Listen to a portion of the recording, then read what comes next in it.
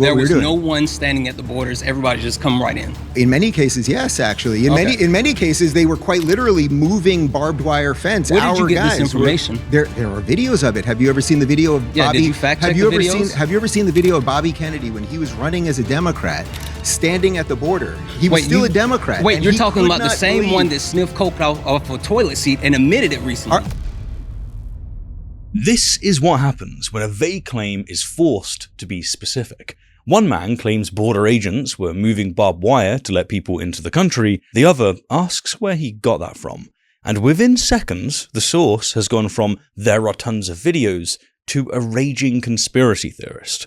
Which is quite the journey, huh? It's exactly what we're doing. There was no one standing at the borders. Everybody just come right in. In many cases, yes, actually. Don't trust me on this. Why hello, my fellow apes. I hope you are well. Yes, I cut my beard. Yes, it was a mistake. I've lost all my powers now. I'll grow it back. It's time for Jubilee. Oh shit. Here we go again. Yup, we're back with Jubilee Surrounded, the show that we all love to hate watch, and, to be fair, often learn from. The format is simple. One person sits in the center, challenges tag in one at a time, and everyone debates the same prompt until either clarity emerges or the room collectively loses the will to live. Or, well, the timer runs out. Sitting in the center this time is Dave Rubin, ex-progressive turned right-wing furniture, recently and infamously funded by Russia through Tenant Media. Why did you take Russian money and pretend like you didn't know? And a man whose entire method depends on never being asked where his claims come from. He has built a career on the cadence of confidence. Lean forward, lower the voice, deploy the statistic, move on before anyone has the time or ability to question the specifics. The numbers tend to be unsourced. We let in somewhere, we don't even know what the actual number is, but somewhere between 16 to 20 million illegals. You are the single biggest liar. The anecdotes tend to be borrowed. In many cases, they were quite literally moving barbed wire fence. You probably are worse than Jeb Bush. You are the single biggest liar. And the citations, when finally pried out of him, tend to be people who you would not trust to do, well, shall we say anything? You're citing RFK Jr.? Yes, I am citing RFK Jr. No, I don't hear that. Or,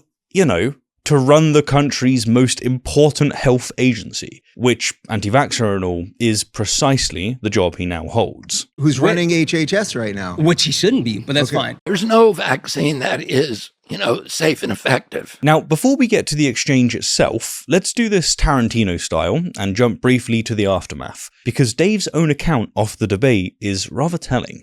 On the Actual Friends podcast, he described the 3 hours like this. I honestly believe several of them would have killed me if given the opportunity, truly. And the smiling ones, apparently, were the real danger. But the ones that smiled at me actually seemed like the most dangerous because they were like Joker smiles. What a snowflake. My guy, that is a lot of damage control for a debate that supposedly went well. The entire thing, it was 3 hours. It was gross. Like, I could feel the daggers coming at me. Beta! Opposing him is Santana, a debater who comes in fiercely prepared, having read what Rubin has said, what Rubin's allies have said, and what the underlying public record actually shows. We can talk about the Langford bill, which was a piece of legislation which would have strengthened our borders, but Donald Trump had that legislation shot down. And that is what this exchange is really about. Specificity.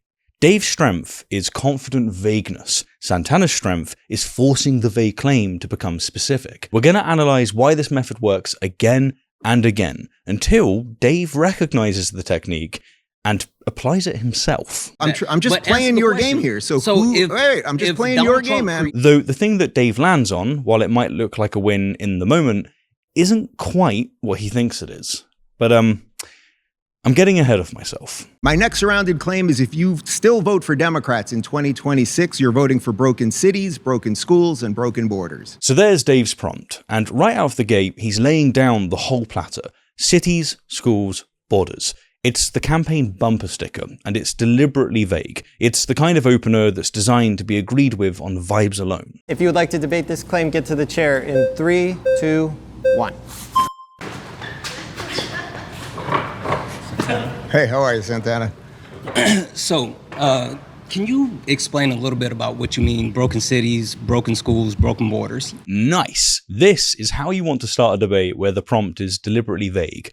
Most challengers in this format begin by immediately delivering their strongest counterargument. They want to score points right away. Santana does the opposite. He insists that Dave explain what he means. And the reasoning behind this goes beyond being polite. What he's doing is inviting Dave to commit, in his own words, to specific addressable claims.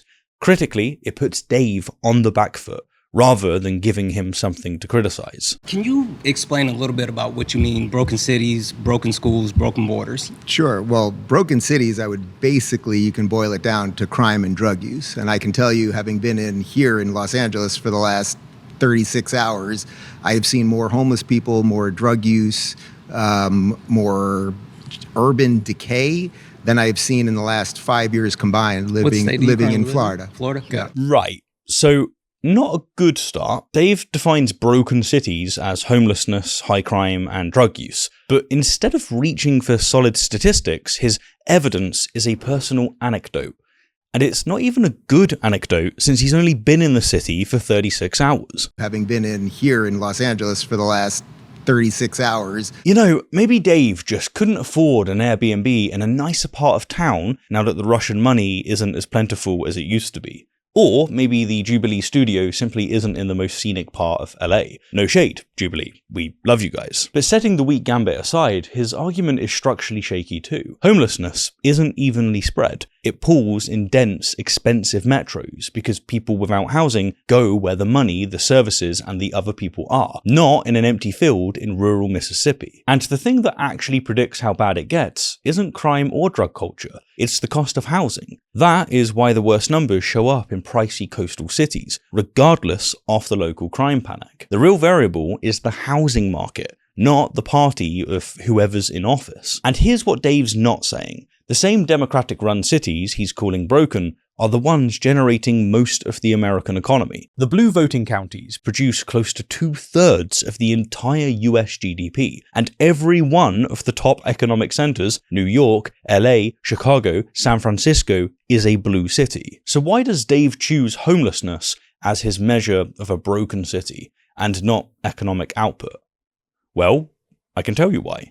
Because without cherry-picking a variable of his choice, his point doesn't hold up. Living in Florida. Florida? Yeah. As for Santana's response, it's sharp. He immediately undercuts Dave's personal anecdote by implicitly emphasizing that he's no expert on the matter. Living in Florida. Florida? Yeah. In terms of schools, it's basically brainwashing kids and teaching them what to think instead of teaching them how to think. And then what was the third one in terms of, borders is the easiest one. I mean, under the Biden administration, we let in somewhere, we don't even know what the actual number is, but somewhere between 16 to 20 million illegals. If Donald Trump did quite literally nothing else in his presidency, just getting control of the border, I would say would be good enough, because you don't have a country if you don't know who is in it. Now, then, we have the 3 points somewhat explained. LA is a broken city because it has a homeless problem. 36 hours. Schools are broken because they, the evil woke overlords, are brainwashing the kids. Basically brainwashing kids and teaching them what to think instead of teaching them how to think. Whatever that means, which incidentally is ironic coming from someone who's not a Christian himself, but whose political coalition is the one mandating 10 Commandment posters and pressuring publishers to water down evolution in textbooks. But that's almost beside the point. The real strategy here is the vagueness itself. Notice how so far Dave isn't committing to anything specific that you could challenge. It's pure signaling. And lastly, the broken border. Here, he does offer a specific number, but look at how he phrases it. We let in somewhere, we don't even know what the actual number is, but somewhere between 16 to 20 million illegals. This is hedging. Dave is protecting himself in advance. If you challenge the figure, he never claimed to really know it. If you accept the figure, it stands. And yes, we can't know for a fact how many people illegally got into the US during Biden, but the best estimates are in the 5 to 8 million range. Dave probably knows this, which would make his hedging necessary should he get caught later. Then again, maybe we're giving him too much credit. He might simply not know the figure. Facts are not, after all, the currency of MAGA. Because you don't have a country if you don't know who is in it. Okay, all three of your claims are wrong. Pick which one you want to be proved wrong on. Bold! I respect it, brother. This is a confident move, and, as we're going to see, it's a calculated one. Santana evidently knows the facts are on his side, and so he widens the offer. All three are wrong, Dave. You pick. He's letting Dave choose his noose. I want to play a game. This is the type of confidence that one can only project if they've actually done the reading and they know all three topics. If Santana was only strong on one of them, this would be his opportunity to direct the conversation onto his preferred terrain. He didn't do this, and so we can anticipate that he's very comfortable debating on any of the ground. It's maximal bravado. It's entertaining. And this move also has the benefit of further solidifying the burden of selection onto Dave, which means whatever topic he chooses, he is the one that chose it. He can't later complain that he was forced onto a topic that he didn't pick. Pick which one you want to be proved wrong on. Let's do borders. Perfect. Of course he chooses borders. It's a strong choice. From Dave's position, it is the safest topic. It's the area where the talking points are the most rehearsed, and where the audience is most predisposed to agree. So now we get to see whether Santana's confidence was earned or whether it wasn't. Perfect. Okay. Donald Trump is absolutely the worst president on the border. First and foremost, you can talk about the Langford bill, which was a piece of legislation which would have strengthened our borders, but Donald Trump had that legislation shot down. He Wait. So were the borders open under Obama? No. Santana opens with a verifiable proposed policy, the Langford bill, bipartisan legislation drafted to do precisely the thing that Trump claims he wants done. And yet, it was killed by Trump because he needed a broken border to campaign on, or at least the concept of a broken border. I have concepts of a plan. I'm not president right now. It's a strong opening because it contradicts the core premise of the Trump pitch. You cannot run as the solution if you've personally blocked the solution. And Dave notices it instantly. He interrupts, but not to talk about the bill, since documented legislation is hard to spin. Instead, he deflects, and he does it with the frankly boring "thanks Obama" whataboutism. Were the borders open under Obama? No. The debate has barely started, and yet he is already sidestepping a counter. Were the borders open under Obama? No. Or under Biden? Let's No. try that. The borders were not open. What piece of legislation we did not did he pass to open the borders? No. Santana doesn't bother litigating whether the borders were really open. He answers no and goes straight for the mechanism by which they allegedly were. Name the bill. Name the executive order. Name the policy. What piece of legislation we did not did he pass to open the borders? No. Because if you're going to blame a national crisis on a specific president, assuming that there was one, the connection between that president and that crisis has to be a thing they did, not a thing that happened during their time in office. Otherwise, COVID is Trump's fault. Don't clip that. Listen to this crazy snowflake. COVID is Trump's fault. The drive for specificity, in this case asking for a specific piece of legislation, is the method that Santana uses throughout the exchange. Every vague feelings-based claim gets converted into a demand for specific evidence, and he asks for the legislation like a man who already knows the answer, because there is no Open the Borders Act. So Dave has two doors. Invent a policy, or admit that there isn't one. What piece of legislation we did not, did he pass to open the borders? No, it's not about a piece of legislation. It's about quite literally. How do you open the borders without legislation? You just let people through, which is exactly what we're doing. There was no one standing at the borders. Everybody just come right in. In many cases, yes, actually. Quite the answer, huh? Dave's policy-free response is that the Biden administration just sat there with open borders, a version of events that exists entirely in the realm of feelings, not facts. Facts don't care about your feelings. No bill, no order, no signature. The borders were just, sort of opened, I guess. This, again, is a sign of Dave's lack of preparation.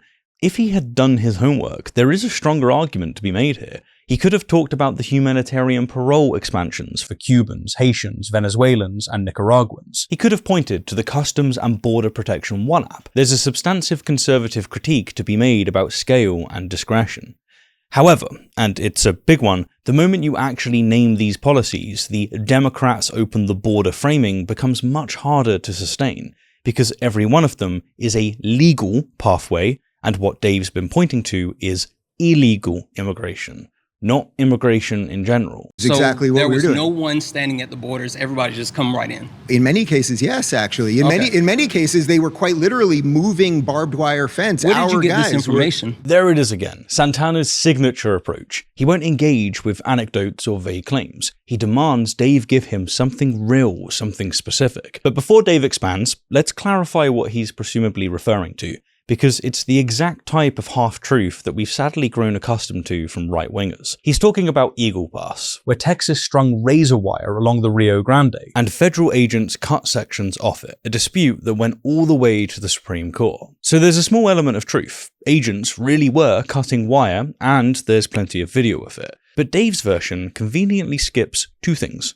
First, that the wire sat on the US side of the river, meaning the migrants had already crossed by the time they reached it. That barbed wire is in the United States. It's already inland. And second, the cutting wasn't about letting people in, it was about getting to them, to process them. So when those individuals reach the barbed wire, it is the job of the agents to detain them and take them into custody. In other words, the footage is real, but the story that Dave is spinning is not. Talking of spinning a story, here's a story where you would expect the facts to just speak for themselves. Trump threatens to cut off all US trade with Spain over refusal to use military bases in Iran war. You see, Spain declined US military use of its bases for strikes on Iran. Trump threatened a full trade embargo. So we're going to cut off all trade with Spain. We don't want anything to do with Spain. And so Prime Minister Sanchez responded with 3 words. No to war. Simple,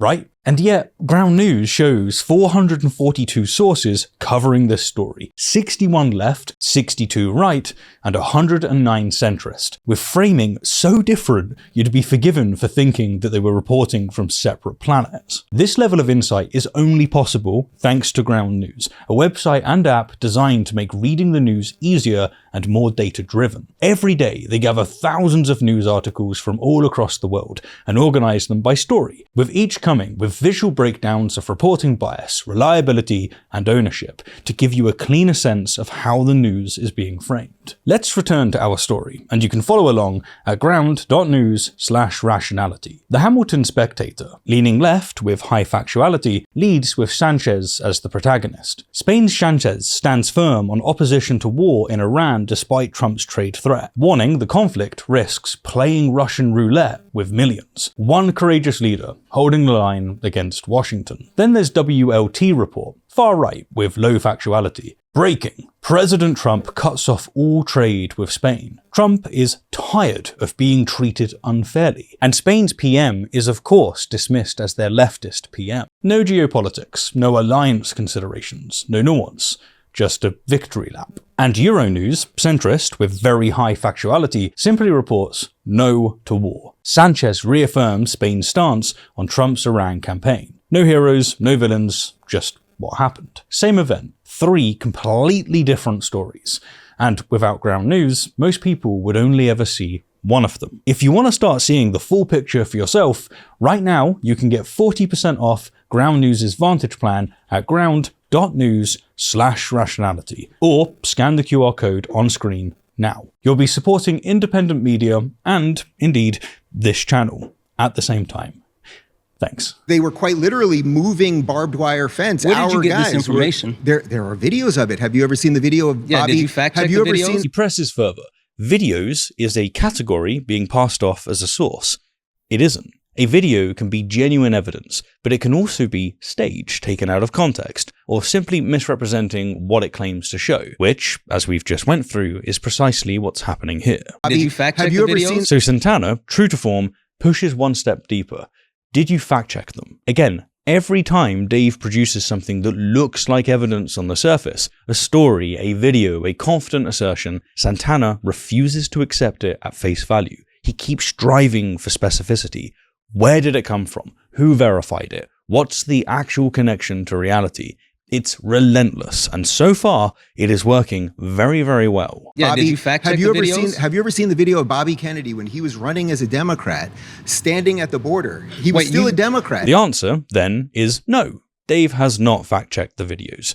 He never says it outright, but you don't dodge "did you check" unless the answer is no. And asked to produce a credible source for the claim that border agents were literally moving barbed wire fences to let migrants in, he reaches for batshit Bobby. Yeah, Robert F. Kennedy Jr. Have you ever seen the video of Bobby Kennedy when he was running as a Democrat, standing at the border? He was still a Democrat. Wait, you're talking about the same one that sniffed coke off a toilet seat and admitted it recently.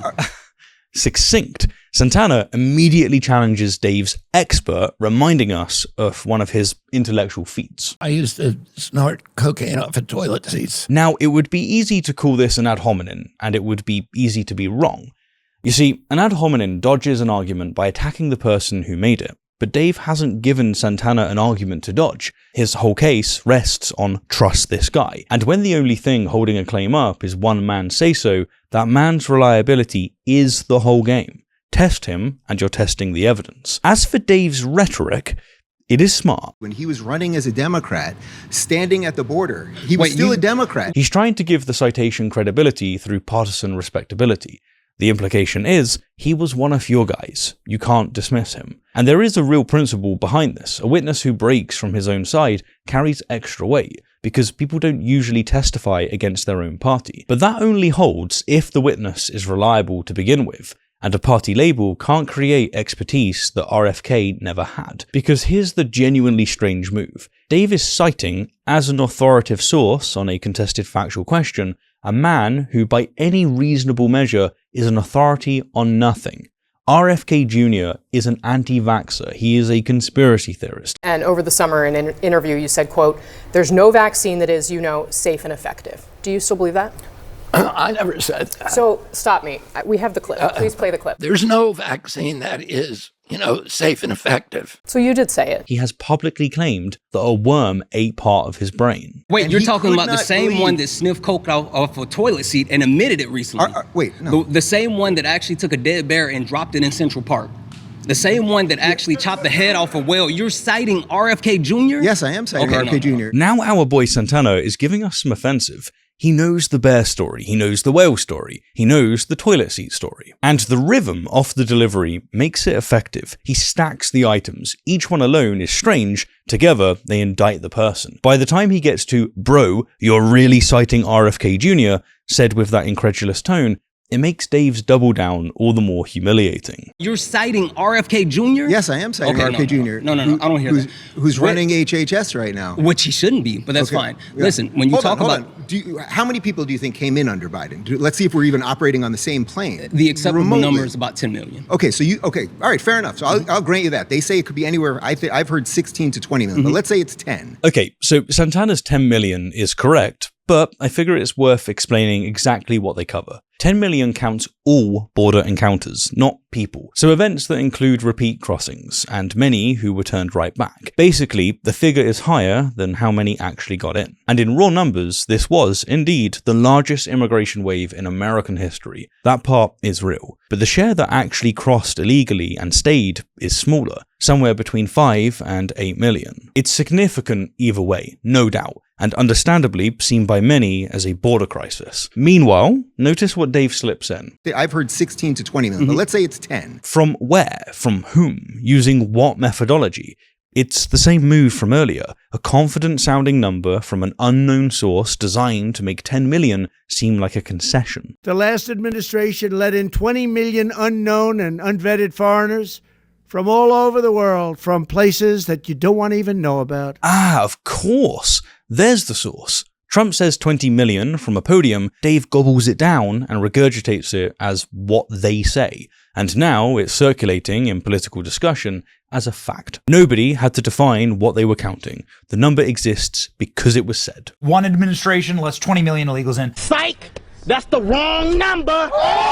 Just as Santana has a strategy, so too does Dave when it comes to finding trustworthy information. Whatever MAGA leadership says, it must be true. First, it was RFK Jr., now it's Trump. I've heard 16 to 20 million, but let's say it's 10. Do you think that's good or fair or just or how a country can operate? I think that when you create instability throughout the world and then you also tell people that your country's open, then you create an actual quote-unquote border crisis. Santana is doing here what he's been doing all debate. He's refusing the question on Dave's terms. Dave wants a yes or no on whether it was good that Biden let in 10 million people. But that phrase smuggles in the conclusion that Biden let them in. It's like asking, is it good that you stopped hitting your wife? And then demanding a yes or no answer. Would a bit of rough music stop you beating your wife? Santana rejects that premise and asks the real question.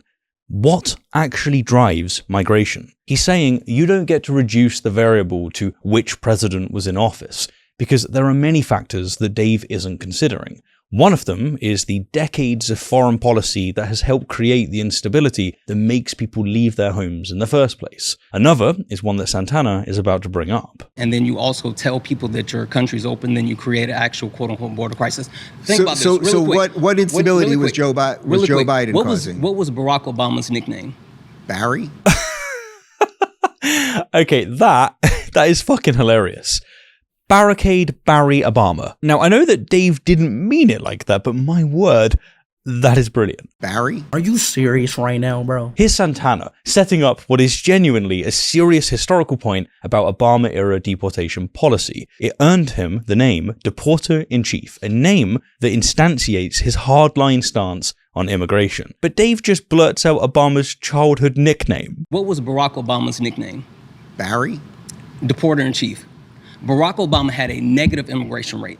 That means that he deported more people than he let into the country. The point Santana is driving at here is that, under Obama, the deporter-in-chief, you've got the same border as today and the same broad set of laws, but a different administration and a very different outcome. There is, though, a small correction worth issuing. Net migration from Mexico specifically turned negative under Obama, not overall immigration. Now, I feel slightly bad correcting Santana on this, because Dave has come into this debate with no facts, no preparation, and the calm confidence of a man who has never had to source a thing in his damn life. But still, due diligence and all. That means that he deported more people than he let into the country. So you're for deportation. Let the man finish, Dave. Santana is trying to establish whether Obama presided over a border crisis and what variable actually explains the difference between administrations. Dave is trying to change the subject to whether Santana personally supports deportations, an obvious attempt to switch subjects, a red herring that Santana doesn't accept. He goes straight back to the point. So you're for deportation. So we can say that there wasn't a border crisis under Obama, right? The border crisis was significantly worse under Biden. Right. So Santana asks one question. Was there a crisis under Obama? But Dave answers a different one. The crisis was worse under Biden. But those are not the same question. Biden was worse doesn't tell us whether Obama was presiding over a crisis. It just avoids the yes or no Santana is trying to get at. The border crisis was significantly worse under Biden. But under Obama, was there a crisis? Barack Obama did. Yes or no? Barack Obama, yes or no? Barack Obama did deport, I think, more people than Donald Trump. So, yeah. But then I wish Donald Trump was deporting more people. Sure, yeah. I agree. So you're saying there was a crisis under Biden? Yes, okay, of course. But no crisis under Obama? No, I didn't say that. There's a lot of strange evasion here, huh? Dave doesn't quite admit cleanly that there was no crisis under Obama. His answers, though, point in that direction. He says Biden was significantly worse. He acknowledges that Obama deported more people than Trump. But then, when Santana tries to turn that into a clear concession, Dave refuses. Aren't you Patrick Starr? Yep. Yes or no? Barack Obama, yes or no? Barack Obama did deport, I think, more people than Donald Trump. So, yeah. And this is your ID. Yep. So you're saying there was a crisis under Biden? Yes. But no crisis under Obama? Then take it. No, I didn't say that. It's not my wallet. Because if Obama deported more people than Trump, and Obama was still supposedly presiding over a border crisis, then Trump isn't the border-fixing strongman that Dave insists he is. Dave needs Obama to have been bad on the border when it helps him attack Democrats, but not so bad when it makes Trump look worse by comparison. So you're saying there was a crisis under Biden? Yes, okay, of course. But no crisis under Obama? No, I didn't say that. He was deporting. I mean, yes or no? Yes or no? Wait, hold on. Let's do Biden. He had a negative deportation rate. Let's do Biden and Trump. No, Biden and Trump. Let's do the last two administrations. Just answer the question. Yes or no? I am for anyone that will close borders and deport I'll say people. no. I'll say no. That's okay, fine. Okay. That is quite the shift. Remember, Dave is the one who brought Obama into the conversation in the first place. Were the borders open under Obama? No. Obama was useful when he could be used to imply that Democrats have always had a border problem. But the moment that Santana starts using the Obama-Biden comparison to isolate the actual variable, Dave suddenly doesn't want to talk about Obama anymore. Now it's... Let's do Biden and Trump. But why? Here's why. The comparison itself determines what conclusions you can draw from it. If you compare Biden to Trump, then Democrat versus Republican is a plausible explanation for the difference. But if you compare Biden to Obama, that explanation disappears. They're both Democrats. So if the outcomes are different, something else has to be doing the work. And that's precisely where Santana is trying to take the conversation. He's now using Obama as a controlled comparison to isolate the variable driving the change. I am for anyone that will close borders and deport people. I'll say no. I'll say no. That's fine. Okay. So if there wasn't a crisis under Obama and there was a crisis under Biden, what happened in between those two administrations? Was there something that happened? Wait, are you blaming Donald Trump for Joe Biden's border? No, what I'm blaming Donald Trump for is when he's actually campaigning for president and he's going around and to any news organization that will let him speak and telling everyone that the border's open. They're wide open. Come on in, come on in. And he actually created something that wasn't there. Santana now puts his variable on the table. His answer is that one of the things that changed between Obama and Biden was Trump himself. For years, Trump went on national television telling anyone who would listen that the border was effectively open. They're wide open. Come in. And now we have an open, really dangerous border, more dangerous than it's ever been in the history of our country. Now, whether you think that explanation is sufficient is another matter entirely. There were multiple things happening at once. Biden removed some Trump-era restrictions, there was a huge post-COVID migration surge, and countries like Venezuela, Haiti, and Cuba were experiencing enormous instability. And he actually created something that wasn't there. So wait, you're blaming people coming to this country illegally. You're blaming Donald Trump. Donald Trump, who really only appeared because of borders, right? Build a wall. There wasn't a border issue. That's what he appeared. There wasn't a border issue when he said that, right? A slight aside, but there's an interesting inconsistency here. Dave has just said that Trump only appears because of borders, which is to say that the issue was already so serious that it launched a political movement.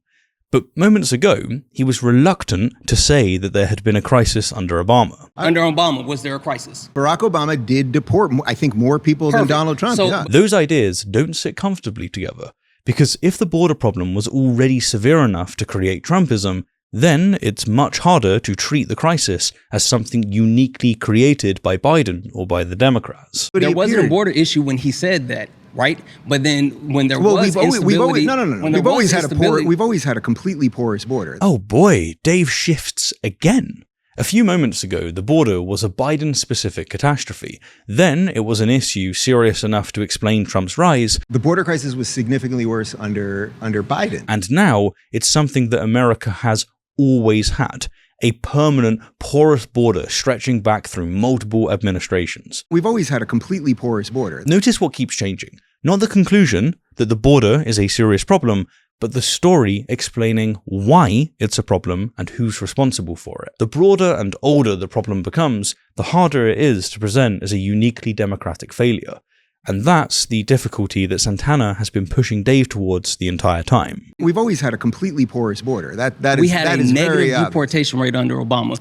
He created the actual desire for people to come here because he told the lie that the borders was open. Wait a minute, but why? But if America's a racist, evil, capitalist country, why would these people want to come here? Bro, really? Are you for real? This is one of the most egregious, obvious red herrings you will ever see.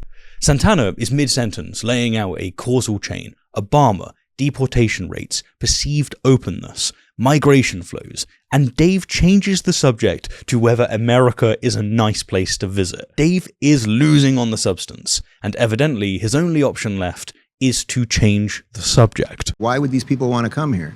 Because it's still better than the country that they're in. Because the United States America's is pretty good. Destabilizing other countries. In a perfect world, Santana wouldn't have dignified Dave's distraction with an answer, but he does, and he pays the price for it. Dave's gotcha tone when he says, so America's a good place, huh? So America's is pretty good. Is delivered as if he's landing a decisive point. He is not. Santana has not conceded anything that Dave's original argument required. He has just accurately answered an irrelevant question. But Dave acts as if he's won, because acting as if he's won is sometimes all he needs when his audience, all over Russia, is reacting based on impressions. And then Santana does something interesting, arguably a mistake. He picks up the new topic Dave has introduced and runs with it. So America's is pretty good. Destabilizing other countries. Our CIA keeps destabilizing other countries and overthrowing other countries. So who did We're Barack? doing that right now. Now, this is, I think, at least, the first time that Santana's strength becomes his weakness. He knows the subject well. In fact, he probably knows it too well, because instead of forcing Dave to sit with the evasion that he's just made, Santana chases the red herring. The better move here is to stop and say, no, you, Dave, changed the subject. You couldn't name the legislation. You couldn't reconcile Obama with your own Trump narrative. And now you're asking me whether America is a good country, which has absolutely nothing to do with anything that I've said. It's irrelevant to the prompt. Get the admission first. Make Dave own the evasion. Then, and only then, if you want to, follow the red herring. Instead, Santana follows it immediately. And to be fair, it's understandable. It's true that US foreign policy, from Cold War interventions across Latin America to the decades-long drug war, has helped destabilize some of the countries people are now leaving. That is a serious argument, and it is an important part of the larger picture. It's just not the argument he was winning a moment ago. So who did We're doing that right now. So who did Barack Obama destabilize that then Donald Trump allowed into the country? And this is the price that Santana pays for following Dave down the rabbit hole. For the first time all debate, Dave starts doing something that Santana has been doing to him, asking for specifics. Who did Barack Obama destabilize that then Donald Trump allowed into the country? And that's a fair thing to ask. If you're going to make a historical claim, you should be prepared to support it. The problem is that Dave quietly narrows the claim as he asks the question. You see, Santana's point isn't that Barack Obama personally destabilized one particular country and that this single action explains the Biden-era border search. His point is that American foreign policy across administrations and decades has helped create the instability that drives migration. Those are not the same claim. So the question sounds like a demand for evidence, but it's actually asking Santana to defend a much narrower argument than the one he was making. So who did Barack Obama destabilize that then Donald Trump allowed into the country? The point being is our country has a history of destabilization. That doesn't matter if it's left or right. So who did Barack? Well, I'm just playing your game here. So I'm just playing your game, man. Created the need for people to come here, and there was no crisis, then Donald Trump not only created it, but he didn't handle it. Fair play, a strong response from Santana. After getting sidetracked, he quickly returns to his original argument. If Donald Trump created the need for people to come here, and there was no crisis, then Donald Trump not only created it, but he didn't handle it. I'm sorry, man. Nothing you're saying is making sense here. What was Donald Trump? We got to pause there. You've been voted out. What country did Barack Obama destabilize that caused people to come here under Donald Trump? I guess you'll never know. Knowing he has the superficial advantage, Dave finishes his question despite Santana being voted out, to which the latter delivers his final line and walks away. I guess we'll never know. Don't get me wrong, as a piece of theatre, it's class, but optically, it's pretty disastrous. It validates Dave's confident winning stance, and because it's the final image the audience is left with, it carries more weight than it should. I'm sorry, man. Nothing you're saying is making sense. As for Dave's incredulity, it's part of the delivery. It communicates that Santana has nothing and is somehow proud of it. This is the clip that Dave gets to use. His audience doesn't see Santana refusing to be pinned down on a badly framed question. No, they see Santana failing to answer and then refusing to engage with Dave's question. The actual defense that a pattern across decades can't be attributed to one president is too subtle to register with viewers. What registers is a man leaving without answers. I'm just playing your game here. I'm just playing your game, man. I just want him to be like you. Alrighty. So, there is much, much more to cover from Dave Rubin's appearance on Jubilee. And don't worry, we're going to get to it. What's the main metric that he made better off? GDP, unemployment, inflation? Do you have any idea? Listen. I don't think you do. Do you think... Hold on. So... Subscribe for more. But as for this one, here's the lesson. A confident person can often sound more persuasive than a careful person, and that is precisely why vague claims are so powerful. As long as they stay vague, they can feel true without ever having to survive contact with evidence. So the way you deal with that is simple. Ignore the performance and force the claim to become something specific. What's the policy? What's the source? What's the comparison? What evidence would actually settle this? Because once a vague claim becomes specific, it has to stand or fall on something real. And that is where confidence stops being enough. Santana did this brilliantly throughout most of this debate. The man has class. When Dave said that Biden had opened the border, Santana asked which law had done it. The borders were not open. What piece of legislation did he pass to open the borders? No. There wasn't one. It's not about piece of legislation. When Dave cited videos of agents cutting barbed wire, Santana asked where the story came from and whether it had been checked. It hadn't. There are videos of it. Have you ever seen the video of Bobby? Did you fact check the videos? And when Dave tried to blame the border crisis on Democrats in general, Santana forced a comparison with Obama and exposed just how uncomfortable that comparison made him. So you're saying there was a crisis under Biden? Yes, okay, of course. But no crisis under Obama? No, I didn't say that. It's not my wallet. But the principle cuts both ways. The one time that Santana lost his footing was when he took the bait of Dave's red herring and ironically ended up making a broad claim himself that he couldn't immediately cash out with specifics. His general point about American foreign policy and instability has a lot of truth to it, but the moment Dave asked for an example, Santana didn't have one ready to hand, and suddenly the man who had been demanding specifics all debate was being asked for some that he didn't have. That's the danger of broad claims. They're powerful, they're often true in a general sense, but if you make them, you need to have the receipts in your pocket. And that's why demanding specifics is such a powerful tool. It's not just a way to expose weak arguments, it's also a discipline you have to apply to yourself. Don't make broad claims unless you're prepared to explain exactly what you mean. Anyhow, as always, thank you kindly for the view, and an extra special thank you to everyone who supports the channel, including today's sponsor, Ground News. You know, I don't have a beard. I can't do this anymore. For Cubans, Haitians, Venezuelans, hopefully one of those is good, and Nicaraguans, that's definitely wrong, and Nicaraguans, along the Rio Grande, Grande or Grand? Le Grande. They just make this up. Dude, my teeth are not that yellow, are they? Oh, this is like proper fucking English. Dude, I'm gonna go so far as to say that my beard actually looks good on camera. Look at the shadow. Like, this really helps me out. Oh, yeah. See what I mean? Yeah. Whereas what I should be doing is... To mine. He knows the bear story, he knows the whale story, he knows the toilet seat story. What? Don't worry. Don't worry. Just keep up without context. Right, anyway, here we go.